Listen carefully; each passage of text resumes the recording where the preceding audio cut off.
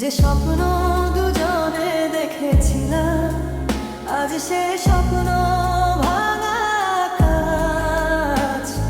আমার হাসির আড়াল জুড়ে শুধু জমে আছে কান্নার আঁচল।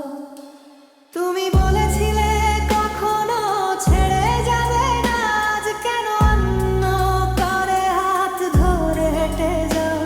আমি আজও তোমার দেওয়া স্মৃতি বুকে নিয়ে বেঁচে আছি, আর তুমি আমাকে ভুলে নতুন গল্প লিখে যাও।